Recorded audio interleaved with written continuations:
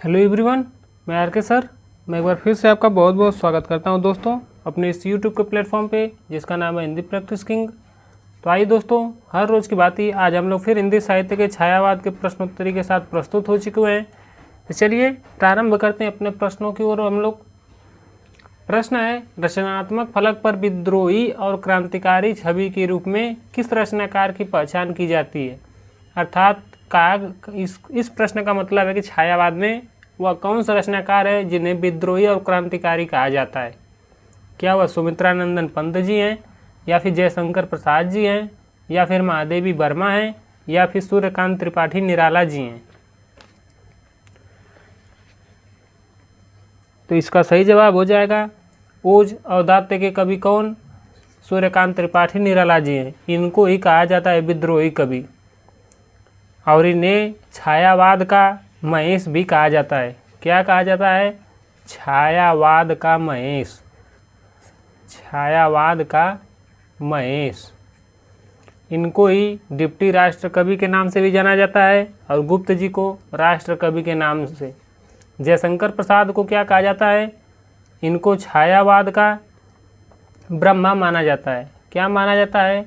ये छायावाद के प्रवर्तक हैं, इसलिए इनको पूरी सृष्टि के पालनहार ब्रह्मा जी के नाम से जाना जाता है। जयशंकर प्रसाद को किस नाम से जाना जाता है? तो इनको छायावाद का ब्रह्मा कहा जाता है। क्या कहा जाता है? छायावाद का ब्रह्मा। अब ब्रह्मा हो गए, महेश हो गए, तो बच गए विष्णु जी। तो विष्णु किनको कहा जाता है? सुमित्रानंदन पंत को। किनको कहा जाता है? सुमित्रानंदन पंत को। क्या कहा जाता है? छायावाद का विष्णु। कि ये क्या है? छायावाद के विष्णु हैं, याद रखिएगा। अगला प्रश्न है, मनु, श्रद्धा और ईड़ा इत्यादि अपनी ऐतिहासिक अस्तित्व रखते हुए सांकेतिक अर्थ की भी अभिव्यक्ति करे तो कोई मुझे आपत्ति नहीं है। यह कथन किसका है? रामस्वरूप चतुर्वेदी का है, या नंद दुलारे वाजपेयी का है, या फिर जयशंकर प्रसाद का है, या लास्ट ऑप्शन नामवर सिंह का है। तो इसका सही जवाब हो जाएगा जयशंकर प्रसाद का। किनका है? तो जयशंकर प्रसाद का। Option C is the right answer हो जाएगा, जयशंकर प्रसाद। किनका यह कथन है? तो जयशंकर प्रसाद का है, याद रखिए। अगला प्रश्न है, राम की शक्ति पूजा कविता की अंतिम पंक्ति कौन सी है? बताइए आप लोग। ऑप्शन ए है, क्रम क्रम से हुए पार राघव के पंच दिवस। क्या यह पंक्ति है अंतिम वाली? या फिर पूरा करता हूँ देकर माता एक नयन।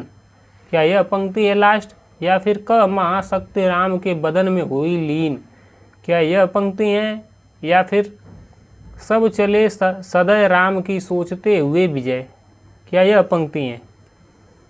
बताइए इस प्रश्न का सही जवाब क्या होगा? तो इसका सही जवाब हो जाएगा ऑप्शन सी, क महाशक्ति राम के बदन में हुई लीन। Option C is the right answer हो जाएगा। राम की शक्ति पूजा सूर्यकांत त्रिपाठी निराला के द्वारा लिखी गई एक लंबी कविता है, और इसका प्रकाशन वर्ष 1936 ईस्वी है। और लगे हाथ हम लोग इसका प्रारंभ वाली पंक्ति भी देख लेते हैं। तो इसमें प्रारंभ पंक्ति है कि राम रावण के प्रखर युद्ध वर्णन से क्या होती है? शुरुआत होती है, प्रथम पंक्ति। अगला प्रश्न है, कामायनी की मूल दर्शन क्या है? बताइए कामायनी का मूल दर्शन क्या है? चारवाक दर्शन, या प्रत्यभिज्ञा दर्शन, या फिर बौद्ध दर्शन, या फिर जैन दर्शन। बताइए। तो इस प्रश्न का सही जवाब हो जाएगा प्रत्यभिज्ञा दर्शन। कौन सा दर्शन? प्रत्यभिज्ञा दर्शन। किसमें है? कामायनी में। कामायनी में कितने सर्ग हैं? कामायनी में 15 सर्ग हैं। कामायनी में अगर रस पूछे तो शांत रस है, याद रखिएगा। अगला प्रश्न है, नील परिधान बीच सुकुमार, खुल रहा मृदुल अध खुला फूल अंग। खुल रहा मृदुल अध खुला अंग, खिला हो जो बिजली का फूल, मेघ वन बिछ गुलाबी रंग। इन पंक्तियों में जयशंकर प्रसाद ने किसके सौंदर्य का वर्णन किया है? ईड़ा का, या मनु का, या श्रद्धा का, या लज्जा का। तो इसका सही जवाब हो जाएगा श्रद्धा का। ज़्यादातर प्रश्न का उत्तर कामायनी में श्रद्धा ही होता है। तो श्रद्धा का, किसका है? श्रद्धा का इसमें वर्णन किया है सौंदर्य का। और कौन? तो जयशंकर प्रसाद किए हैं, याद रखिएगा। अगला है, किसकी कृतियों में भारतीय इतिहास राष्ट्रीय गौरव का पर्याय बनकर आता है? क्या प्रेमचंद्र की कृतियों में, या भीष्म साहनी की कृतियों में, या जयशंकर प्रसाद की कृतियों में, या फिर कृष्णा सोबती की कृतियों में? तो इसका सही जवाब हो जाएगा ऑप्शन सी, जयशंकर प्रसाद की कृतियों में। किसके कृतियों में? जयशंकर प्रसाद की कृतियों में, क्योंकि इनकी कृतियाँ ही इस नाम से हैं, जैसे महाराणा का महत्व, चंद्रगुप्त, स्कंदगुप्त, ध्रुव स्वामिनी, ये सारी रचनाएं किनकी हैं? जयशंकर प्रसाद की हैं। अगला प्रश्न है, राम की शक्ति पूजा किस श्रेणी की कविता है? अभी मैं बताया हूँ, पीछे अगर ध्यान से देखे होंगे तो इस प्रश्न का सही जवाब आप लोग दे ले जाएंगे। क्या यह मुक्तक काव्य है, या एक लंबी कविता है, या अकविता है, या फिर हाइकू है? हाइकू एक शैली है, जापान की शैली है। बताइए, इसमें पूछा गया, कविता के बारे में पूछा गया तो हाइकू तो बिल्कुल नहीं होगी। कौन सी हो जाएगी? यह क्या है? एक लंबी कविता है। मैं पीछे बताया हूँ कि यह क्या है? निराला के द्वारा लिखी 1936 में एक लंबी कविता है। और किस में संकलित है? अनामिका में संकलित है। और यह कब लिखित है? तो 1936 में प्रकाशित है। और राम की शक्ति पूजा कितने भागों में प्रकाशित हुई? तो 2 भागों में। एक 1923 में जो प्रथम संस्करण था, और दूसरा संस्करण 1936 में। और उसी संस्करण में यह क्या है? संकलित है। और भी रचनाएं हैं, जैसे सरोज स्मृति, तुड़ती पत्थर, प्रेयसी, सच है, रेखा, ये सब काव्य कृतियाँ किनकी हैं? ये सारी कविताएं सूर्यकांत त्रिपाठी निराला की हैं, याद रखिएगा। अगला प्रश्न है, निराला की कविता राम की शक्ति पूजा के संदर्भ में कौन सा एक कथन गलत है? यहाँ पे गलत पूछा है, तो आप लोग को बताना है कौन एक गलत है। चलिए बताइए। पहला है, इनमें धर्म और अधर्म के शाश्वत संघर्ष का चित्रण किया गया है। बिल्कुल गलत बात है। क्यों भाई, गलत बात है? नहीं, सही बात है। मैं भी यही देखना चाहता हूँ कि देखें क्या लोग बताते हैं। मैं जैसा बता रहा हूँ वैसा ही आप लोग मान ले रहे हैं, या फिर कुछ सोच समझ रहे हैं? बिल्कुल ये सत्य बात है, इसमें गलत पूछा है, ध्यान रखिएगा। दूसरा कि यह रचना मूलतः राम और सीता की प्रणय गाथा, राम और सीता की प्रणय गाथा पे ही आधारित है। नहीं, ये बात गलत है। इसमें राम की शक्ति पूजा में राम के मन में संशय भी होता है कि युद्ध में मैं अपने स्वयं के स्वार्थ के लिए मैं सारी जनता को, सारे अपने जो बंदर सभा को, सबको क्यों मैं उड़ेल रहा हूँ? ये तो मेरा खुद का पर्सनल मैटर है, मुझे खुद लड़ाई करनी चाहिए, ऐसा इनके मन में संशय होता है। ऑप्शन सी है कि इनमें राम की शक्ति की आराधना करते हैं। बिल्कुल सत्य बात है। यह कविता छायावादी काव्य की एक उत्कृष्ट रचना मानी जाती है। ये बात तो बिल्कुल सत्य, उत्कृष्ट रचना बिल्कुल है। और वैसे बी वाला इसलिए गलत हो जाता है क्योंकि इसमें शुरू में ही राम रावण का युद्ध होता है। तो आप लोग समझ गए, शुरुआत में राम रावण के युद्ध से इसका शुरुआत होता है, तो केवल प्रणय गाथा कैसे हो सकती है? यह बात भी यह जो है कथन बिल्कुल पुष्टि करता है कि यह गलत है। अगला प्रश्न है, कामायनी के प्रथम सर्ग का शीर्षक क्या है? जो 15वां सर्ग है उसमें प्रथम सर्ग पूछा है, कौन सा है? क्या श्रद्धा है, या आशा है, या लज्जा है, या चिंता है? तो इसका सही जवाब हो जाएगा चिंता है। प्रथम सर्ग कौन सा है? चिंता है। और 15वां लास्ट सर्ग कौन सा है? तो आनंद है, याद रखिएगा। अगला प्रश्न है, कामायनी महाकाव्य में रहस्य के बाद कौन सा सर्ग आता है? क्या वह स्वप्न आता है, या निर्वेद आता है, या आनंद आता है, या फिर दर्शन आता है? तो इसका सही जवाब हो जाएगा रहस्य कौन सा सर्ग है? 14वां सर्ग है। और इसके बाद 15वां लास्ट कौन सा है? आनंद सर्ग आता है। आइए हम लोग 15वें सर्ग के बारे में बता दे रहा हूँ ताकि आपको याद हो जाए, रिकॉल हो जाए। प्रथम सर्ग कौन सा है? तो प्रथम सर्ग चिंता है। दूसरा सर्ग कौन सा है? दूसरा है आशा। तीसरा है श्रद्धा। चौथा सर्ग कौन सा है? चौथा है काम। पांचवा कौन सा है? पांचवा है वासना। 6 नंबर पे कौन सा सर्ग है? 6 नंबर का सर्ग है लज्जा। कौन सा है? लज्जा। 7वें नंबर का कौन सा है? तो कर्म है। 8वें नंबर पे कौन सा सर्ग है? तो ईर्ष्या है। 8वें नंबर का सर्ग कौन सा है? तो ईड़ा है।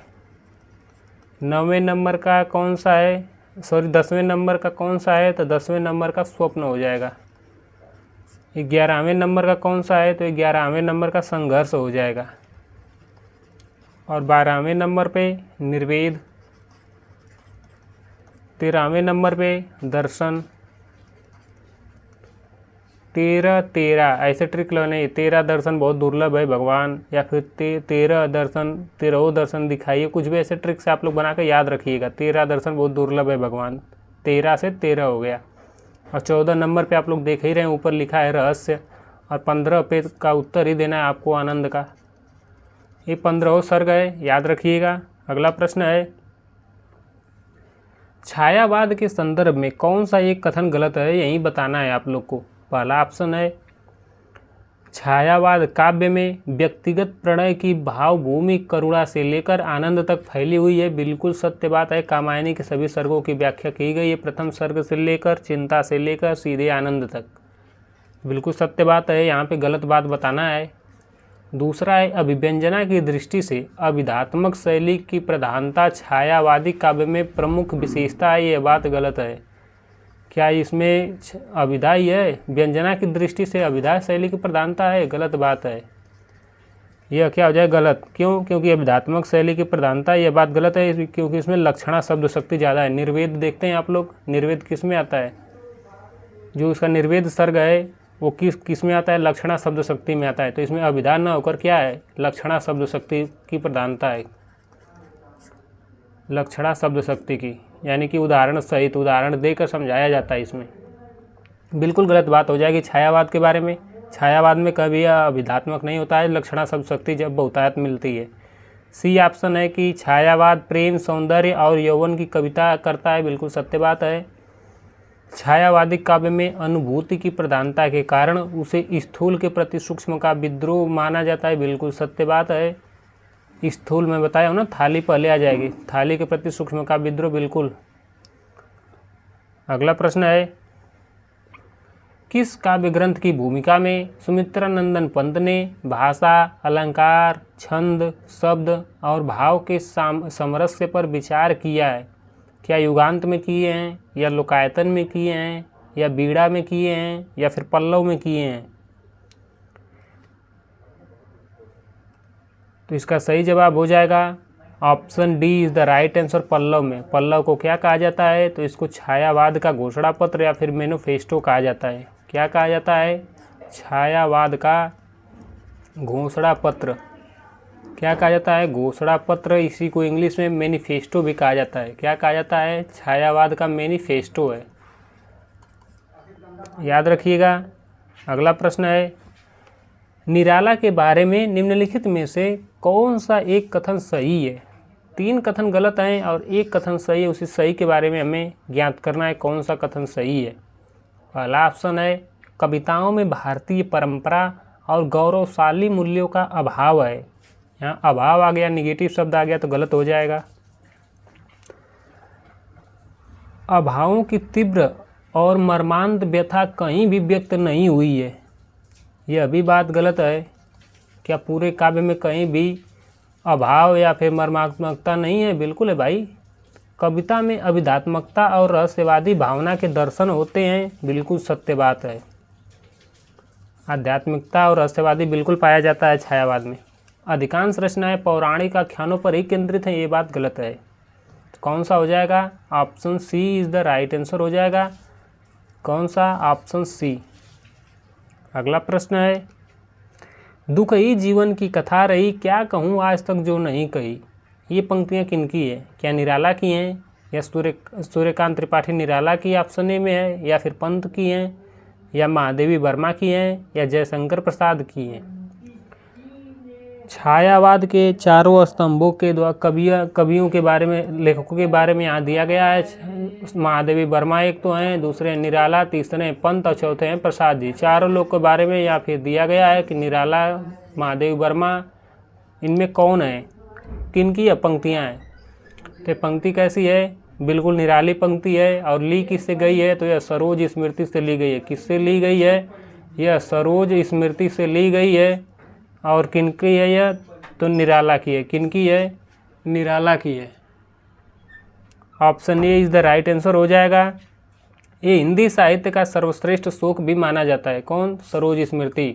और प्रथम शोक इसी को माना जाता है और सर्वश्रेष्ठ माना जाता है, याद रखिएगा।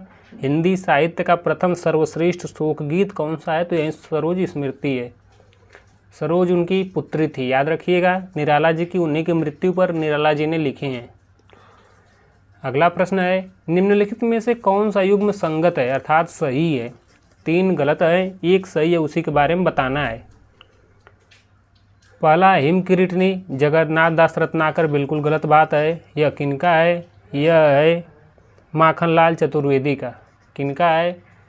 माखनलाल चतुर्वेदी का। तो यह तो गलत हो गया, इसमें सही वाला पूछा है, चतुर्वेदी का है।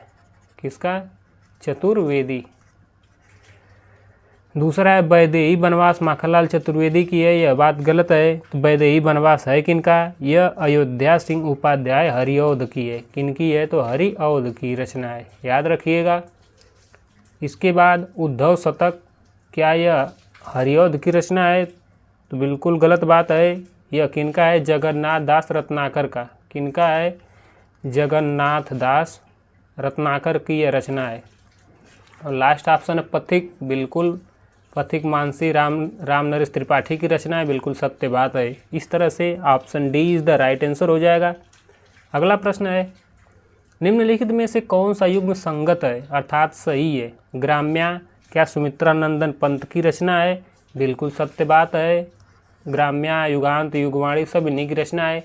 दीपशिखा निराला की नहीं है। किनकी है? निहार रश्मि नीरजा को सांझ को दीपशिखा है सब किनकी रचना है? महादेवी वर्मा की है। किनकी है? तो महादेवी वर्मा की।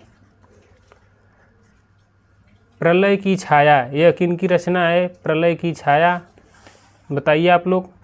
यह है जयशंकर प्रसाद की। किनकी है? जयशंकर प्रसाद की है। जयशंकर प्रसाद की यह कविता और बाकी रचना है। बाकी कुकुरमुत्ता किनकी है? निराला की है। किनकी है? सूर्यकांत त्रिपाठी निराला की रचना है, याद रखिएगा। इस प्रश्न का सही जवाब ऑप्शन ए हो जाएगा। अगला प्रश्न है, निम्नलिखित में से कौन सी काव्यकृति महादेवी वर्मा की है? इसमें पूछा गया कौन एक महादेवी वर्मा की है। ऑप्शन ए में है निशीथ, ऑप्शन बी में है सांध्य गीत, ऑप्शन सी में है गीत गुंज, ऑप्शन डी में है स्वर्ण धुली। बताइए इस प्रश्न का सही जवाब क्या होगा। निशीथ किनकी रचना है? यह निशीथ राम कुमार वर्मा की है। किनकी? राम कुमार वर्मा की रचना है। सांध्य गीत दीपशिखा किनकी है? तो यह महादेवी वर्मा की है। स्वर्ण धुली, स्वर्ण किरण जो 1947 ईस्वी जब भारत आज़ाद है उस समय लिखी, यह किनकी है? सुमित्रा नंदन पंत की रचना है। गीत गुंज किनकी रचना है? तो यह निराला की है। किनकी है? सूर्यकांत त्रिपाठी निराला की रचना है। इस तरह से इस प्रश्न का सही जवाब क्या हो जाएगा? इस तरह से इस प्रश्न का सही जवाब सांध्य गीत हो जाएगा। महादेवी वर्मा की कौन सी कृति है? तो सांध्य गीत है। अगला प्रश्न है, निम्नलिखित में से कौन सी रचना महादेवी वर्मा की नहीं है? यहाँ पे ध्यान दीजिए, नहीं है। निहार, रश्मि, नीरजा और गुंजन कौन सी एक नहीं है, यही पूछा गया है। कौन सी नहीं हो जाएगी? आप लोग को पता ही होगा, गुंजन। गुंजन किनकी है? तो यह सुमित्रा नंदन पंत की है। किनकी है? सुमित्रा नंदन पंत की है। और कौन कौन सी रचना है इनकी? ग्रंथि, ग्राम्या, कला और बूढ़ा चांद, लोकायतन, चिदम्बरा, सत्यकाम, ये सब रचनाएं सुमित्रा नंदन पंत की है। अगला प्रश्न है, ग्रंथि किस रचनाकार की है? क्या महादेवी वर्मा की है ग्रंथि, या निराला की है, या पंत की है, या जयशंकर प्रसाद की है? तो इसका सही जवाब हो जाएगा सुमित्रा नंदन पंत की रचना है। किनकी है? ग्रंथि, बीड़ा, पल्लव, लोकायतन, उच्छ्वास, स्वर्ण किरण, स्वर्ण दुली, युगवाणी, युगपथ, चिदम्बरा। चिदम्बरा पे इनको ज्ञानपीठ पुरस्कार मिला, याद रखिएगा। अगला प्रश्न है, छोड़ द्रुमों की मृदु छाया, तोड़ प्रकृति की भी माया, बोले तेरे बाल जाल में कैसे उलझा दूं लोचन। वाह वाह, कितनी प्यारी पंक्ति है। इस पंक्ति के रचनाकार कौन है? क्या महादेवी वर्मा जी हैं, या धर्मवीर भारती जी हैं, या ऑप्शन सी सुमित्रा नंदन पंत जी हैं, या ऑप्शन डी राम कुमार वर्मा जी हैं। तो इसका सही जवाब हो जाएगा सुमित्रा नंदन पंत जी हैं। Option C is the right answer हो जाएगा।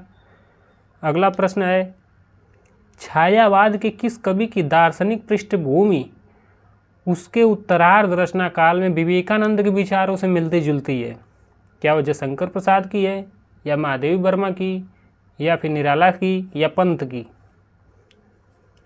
तो इसका सही जवाब हो जाएगा किनकी है? सूर्यकांत त्रिपाठी निराला की है। Option C is the right answer हो जाएगा। बाकी पंत किस दर्शन से प्रभावित थे? तो ये अरविंद दर्शन से प्रभावित थे। किस दर्शन से? अरविंद दर्शन से, याद रखिएगा। अगला प्रश्न है, निम्नलिखित में से निराला की किस कविता में यथार्थवादी चेतना स्पष्ट रूप से दिखाई देती है? क्या वह कुकुरमुत्ता में, या जूही की कली में, या सरोज स्मृति में, या फिर राम की शक्ति पूजा में? तो इसका सही जवाब हो जाएगा ऑप्शन ए कुकुरमुत्ता में। किस में? कुकुरमुत्ता इज द राइट आंसर। कुकुरमुत्ता कैसी रचना है? तो यथार्थवादी चेतनावादी रचना है। जूही की कली कैसी रचना है? तो यह प्रथम मुक्तक काव्य रचना है। कैसी है? प्रथम मुक्तक काव्य रचना है। अब मुक्तक काव्य के प्रवर्तक कौन माने जाते हैं? तो सूर्यकांत त्रिपाठी निराला माने जाते हैं। बिल्कुल मोस्ट इंपॉर्टेंट प्रश्न है। राम की शक्ति पूजा कैसी रचना है? तो यह एक लंबी कविता है, याद रखिएगा, लंबी कविता है। और अनामिका में क्या है?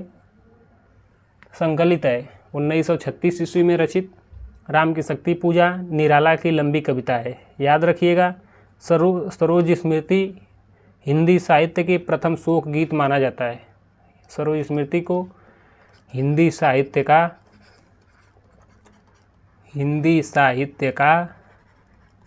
प्रथम शोक गीत माना जाता है। प्रथम शोक गीत माना जाता है, याद रखिएगा।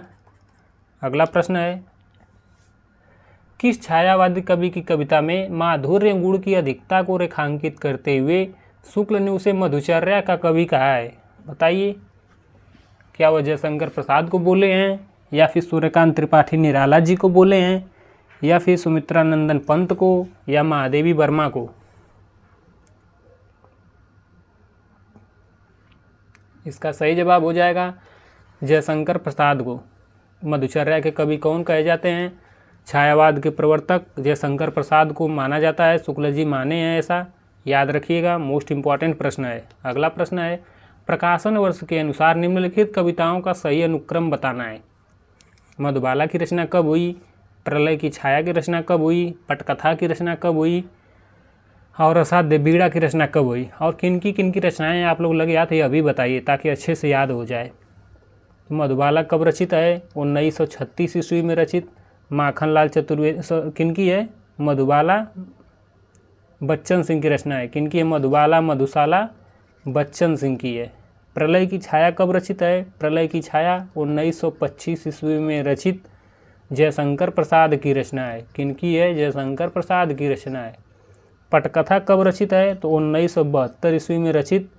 किनकी है? तो सुदामा पांडे धूमिल की है। किनकी रचना है? धूमिल की, याद रखिएगा। असाध्य बीड़ा के रचनाकार कौन है? तो आप लोग जानते हैं, 1961 रचित अज्ञेय की है। किनकी है? अज्ञेय की है। इस तरह हम लोग क्रमशः देखते हैं। सबसे पहले प्रलय की छाया आ जाएगा, कब? 1925 में। उसके बाद मधुबाला 1936 में। उसके बाद असाध्य बीड़ा 1961 में। उसके बाद पटकथा 1972 में। इस तरह से option C is the right answer हो जाएगा इस प्रश्न का। अगला प्रश्न है, पंक्ति दी गई है और उससे मिलान करना है कवि के बारे में। किस रचनाकार की कौन सी पंक्ति है? तो दुख ही जीवन की कथा रही, क्या कहूँ जो आज तक नहीं कही। निराला की सरोज स्मृति काव्य में लिखा गया है, पंक्ति है। किनका है? सूर्यकांत त्रिपाठी निराला, यानी कि ऑप्शन 4 नंबर में चले जाएंगे। किस में चले जाएंगे? तो ऑप्शन 4 में। इसके बाद हम लोग देखते हैं, मैं दिन को ढूंढ रही हूँ जुगनू की उजियाली में, मन मांग रहा है मेरा सिकता हीरक प्याली में। यह पंक्ति आप लोग देख रहे हैं, यहाँ रही हूँ, तो आप समझ गए होंगे कि भाई किसी महिला का नाम है, महिला की पंक्ति है, तो महादेवी वर्मा हो जाएंगी। रोज़ सवेरे मैं थोड़ा सा अतीत में जी लेता हूँ, क्योंकि रोज़ शाम को मैं थोड़ा सा भविष्य में मर जाता हूँ। ये पंक्ति किनकी है? तो अज्ञेय की है। किनकी है? अज्ञेय की है। कितनी प्यारी पंक्ति हैं। ऑप्शन ए में चले जाएंगे, अज्ञेय की। इसके बाद लास्ट बचे हैं प्रसाद जी। तो बिखरी अलके क्यों तर्क जाल, यह विश्व मुकुट सा उज्ज्वलतम, शशिखंड सदृश था स्पष्ट भाल। यह किनकी कविताएं हैं? तो यह है प्रसाद जी की। किनकी है? जयशंकर प्रसाद जिंदाबाद। ऑप्शन 5 में चले जाएंगे। इस तरह से इस कोड के माध्यम से हम लोग देख लेते हैं। पहले का 4 नंबर ऑप्शन ए में ही मिल जाता है और किसी में नहीं है, तो option A is the right answer हो जाएगा। अगला प्रश्न है। तो साथियों आज के लिए बस इतना ही। हमारा सेशन आज तक इतना ही होगा। इसके बाद हम लोग अगले प्रश्नों की ओर 10-15 प्रश्न और हैं। इसके बाद हम लोग सीधे प्रगतिवाद में पहुंच जाएंगे। तो चलिए आज के लिए बस इतना ही। अगर सेशन अच्छा लग रहा हो, हेल्पफुल लग रहा हो, तो लाइक शेयर एंड सब्सक्राइब करना ना भूलिएगा साथियों। तो आज के लिए बस इतना ही। अपने आर के सर को इजाज़त दीजिए। धन्यवाद दोस्तों।